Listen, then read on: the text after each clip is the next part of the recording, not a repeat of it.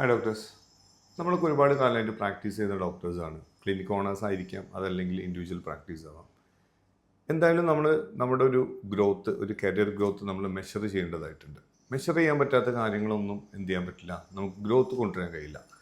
So നമ്മളെങ്ങനെയാണ് ഒരു clinic measure ചെയ്യുക, അതല്ലെങ്കിൽ ഒരു ഒരു ഡോക്ടറിൻ്റെ ക്വാളിറ്റി, അതല്ലെങ്കിൽ നമ്മുടെ ഒരു പേഴ്സണൽ ഗ്രോത്ത് എങ്ങനെ മെഷർ ചെയ്യാം? ഇതിനെന്തെങ്കിലും ഫോർമുല ഉണ്ടോ എന്നുള്ളതാണ്. നമ്മുടെ ക്ലിനിക്കുകളിൽ യൂസ് ചെയ്യുന്ന ഒരു ഫോർമുലയാണ് സ്മാസിയോ കാർ. ഒരുപാട് ഫോർമുലകളുണ്ട് നമുക്ക് ഗ്രോത്ത് മെഷർ ചെയ്യാൻ പറ്റുന്നത്. സോ ഇതിൽ ഏറ്റവും പ്രധാനപ്പെട്ട ഒരു കാര്യമാണ് ഇന്ന് നമ്മൾ ഡിസ്കസ് ചെയ്യുന്നത്. സോ ഇത് നമ്മൾ കേസ് ആക്സെപ്റ്റൻസ് റേറ്റ് എന്ന് പറയും. സോ എന്താണ് കേസ് ആക്സെപ്റ്റൻസ് റേറ്റ്? എങ്ങനെയാണ് നമ്മളിത് മെഷർ ചെയ്യുക? സോ ഒരു ഇൻഡിവിജ്വൽ ഡോക്ടർ ആവാം, ആൾ ചിലപ്പോൾ വർക്ക് ചെയ്യാതിരിക്കാം, അതല്ലെങ്കിൽ ഒരു ക്ലിനിക് ഓണർ ആവാം. ഏതൊരാൾക്കും ഈ ഒരു ഫോർമുല യൂസ് ചെയ്ത് കഴിഞ്ഞാൽ അദ്ദേഹത്തിൻ്റെ ഒരു ഗ്രോത്ത് എന്ത് ചെയ്യാൻ പറ്റും, മെഷർ ചെയ്യാൻ കഴിയുമെന്നുള്ളതാണ്. ഫോർ എക്സാമ്പിൾ, നമ്മളൊരു ക്ലിനിക്കിൽ ഇന്നലെ നമ്മൾ സംസാരിച്ചു 3 എഞ്ചിനെ കുറിച്ച്. ലാസ്റ്റ് സെഷനിൽ എന്തായിരുന്നു? Awareness engine, conversion engine and retention engine. So awareness ചെയ്തു, പേഷ്യൻ്റ് വന്നു. ഈ കൺവേർഷൻ എന്ന് പറഞ്ഞ എഞ്ചിനിലേക്ക് എന്ത് ചെയ്തു, നമ്മൾ കാര്യങ്ങൾ ചേഞ്ച് ചെയ്തു. സോ ഈ കൺവേർഷൻ എഞ്ചിനിൽ മെയിനായിട്ട് സംഭവിക്കുന്നത് സ്ട്രാറ്റജീസാണ്. ഒരു പേഷ്യൻറ്റിന് ട്രീറ്റ്മെൻറ്റ് പ്ലാൻ പറഞ്ഞ് മനസ്സിലാക്കി നമ്മൾ സെയിൽസ് ചെയ്തു, ഒരു ട്രീറ്റ്മെൻറ്റ് ചെയ്തു. ആ ഇൻകം ജനറേഷൻ ആക്ടിവിറ്റിയാണ് കൺവേർഷൻ എഞ്ചിനിൽ നടക്കുക. സോ ഇവിടെ നമ്മൾ കേസ് ആക്സെപ്റ്റൻസ് റേറ്റ് എങ്ങനെ ഇംപ്ലിമെൻറ്റ് ചെയ്യും, അതിൻ്റെ റിസൾട്ട് എത്രത്തോളം ഉണ്ടെന്ന് എങ്ങനെ നോക്കും, എങ്ങനെയാണത് മെഷർ ചെയ്യുക എന്നുള്ളതാണ്. സോ ഇതൊരു മെഷറിങ് പാരാമീറ്ററാണ്. സോ നമുക്ക് നോക്കാം. നമുക്കൊരു 20 പേഷ്യൻ്റ് വന്നു, 20 പേഷ്യൻ്റ് ക്ലിനിക്കിലേക്ക് വന്നു, അവയർനെസ് വന്നു. ഇതിൽ നമ്മൾ ട്രീറ്റ്മെൻറ്റ് പ്ലാൻ കൊടുക്കുന്ന പേഷ്യൻ്റ് 10 ആണെന്ന് വിചാരിക്കാം. സോ 10 പേഷ്യൻസിന് നമ്മൾ ട്രീറ്റ്മെൻറ്റ് പ്ലാൻ പ്രസൻറ്റ് ചെയ്തു. ഇതിൽ 5 പേഷ്യൻസാണ് ട്രീറ്റ്മെൻറ്റ് എടുത്തത്. സോ നമുക്കൊരു കേസ് ആക്സെപ്റ്റൻസ് റേറ്റ് എന്ന് പറയുമ്പോൾ 5/10. 5 പേഷ്യൻ്റ് ട്രീറ്റ്മെൻറ്റ് എടുത്തു, 10 പേഷ്യൻസിന് ട്രീറ്റ്മെൻറ്റ് പ്ലാൻ കൊടുത്തു. വന്ന പേഷ്യൻ്റ് അല്ല, പ്ലാൻ കൊടുത്ത പേഷ്യൻസ്. സോ നമുക്കിവിടെ 50% ആണ് ഒരു സ്കോറായിട്ട് കിട്ടുന്നത്. ബാക്കി നമ്മൾ ഈ സ്കോറിലാണ് ഇനി പ്ലാൻ ചെയ്യേണ്ടത്. സോ നമ്മുടെ കേസ് ആക്സെപ്റ്റൻസ് റേറ്റ് എത്രയാണ്, ലാസ്റ്റ് വീക്കിൽ എത്രയാണ്, ലാസ്റ്റ് മന്തിൽ എത്രയാണ്, ലാസ്റ്റ് ഇയറിൽ എത്രയാണ്. ഇത് ഓരോ ഇൻഡിവിജ്വൽ ഡോക്ടേഴ്സിൻ്റെ എന്ത് ചെയ്യാം, നമുക്ക് കാൽക്കുലേറ്റ് ചെയ്യാൻ കഴിയും.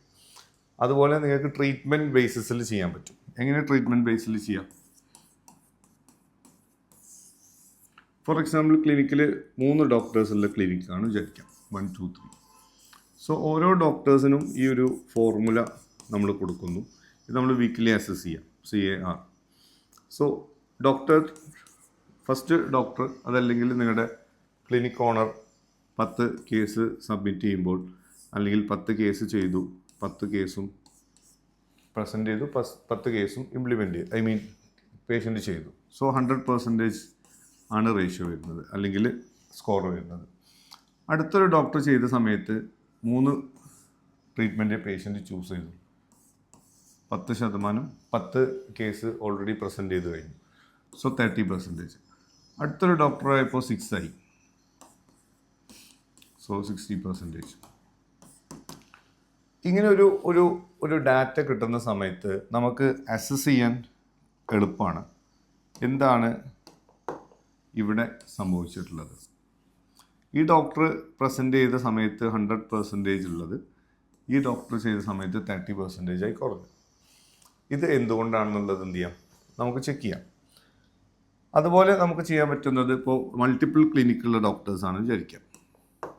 For example, clinic 1, 2, 3. ഇവിടെ മന്ത്ലി കേസ് ആക്സെപ്റ്റൻസ് റേറ്റ് എടുക്കാം. സോ ഈ ക്ലിനിക്കിൽ 50 ട്രീറ്റ്മെൻറ്റ് ചെയ്തു, 100 കേസ് പ്രസൻറ്റേഷൻ ചെയ്തു. ഇവിടെ 100 ചെയ്തു, 100 ചെയ്തു.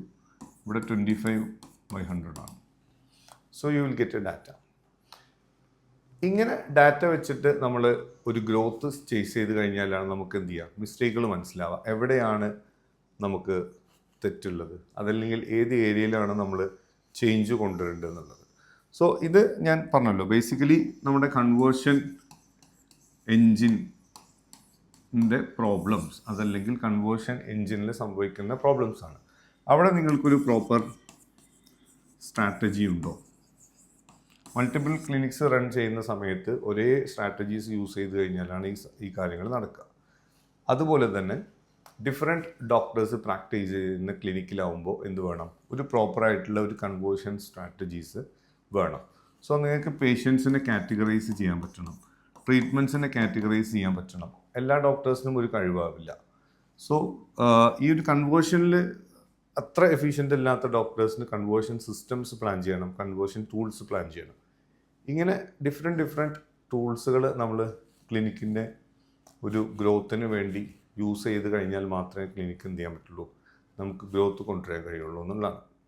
ഈ ഒരു ഫോർമുല യൂസ് ചെയ്തുകൊണ്ട് നിങ്ങൾ ക്ലിനിക്ക് നെക്സ്റ്റ് ലെവലിലേക്ക് കൊണ്ടുപോകുക. ഇൻഡിവിജ്വൽ ഡോക്ടേഴ്സിൻ്റെ ക്വാളിറ്റി നിങ്ങൾക്ക് ഇൻക്രീസ് ചെയ്യണമെന്നുണ്ടെങ്കിൽ എന്ത് ചെയ്യാം, ഇത് ഡിഫറെൻറ്റ് ഏരിയകളിൽ അപ്ലൈ ചെയ്യാം. എന്തെങ്കിലും കൺഫ്യൂഷൻസ് ഉണ്ടെങ്കിൽ എന്ത് ചെയ്യാം, വിളിക്കാം. Thank you so much.